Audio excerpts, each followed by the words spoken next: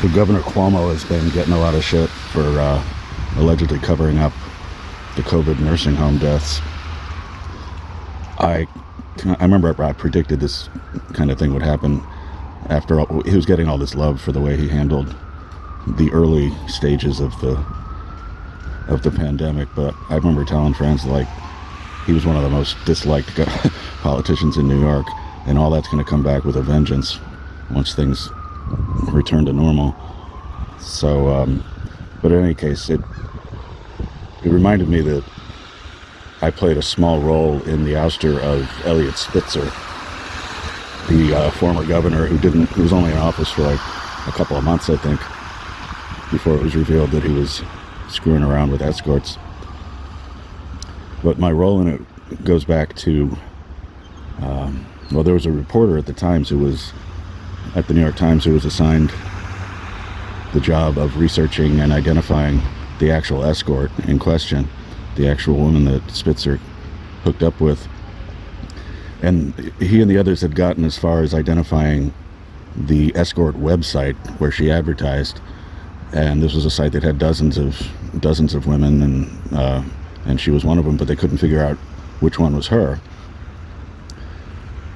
So the reporter and I go way back, by the way. He wrote a front page story about me in the Times a number of years ago. I think it was 2004, and we had maintained contact ever since, just for a variety of sources. I mean, I was an unnamed source for tons and tons of stuff that he's done. I basically wrote his first book for him, and that's really no exaggeration. But anyway, he contacted me in this spirit, saying that we found the website, we just can't figure out who owns it, and we want to talk to the owner of the website.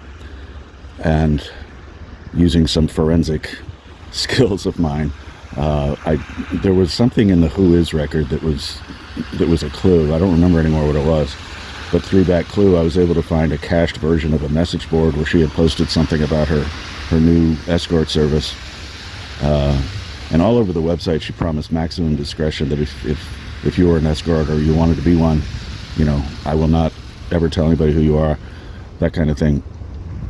So I was able to figure out her name and number, and from there the Times took it, and she was unwilling at first, is how this was related to me, for obvious reasons, because she makes all these promises, but they sweet talked her into revealing the identity of Ashley Dupré by basically saying, look, better us than anybody else. If the tabloids get to her, they're going to trash her.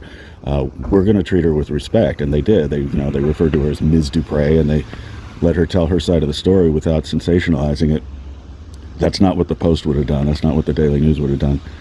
So she was finally coaxed into it, because it's true that the other news outlets were going to get to her eventually, and they convinced her that it would be far better to let the Times break the story than anybody else. So I took a little bit of pride in that, because it's true, they did treat her with respect, but that didn't stop the tabloids from ripping her a new one, but still.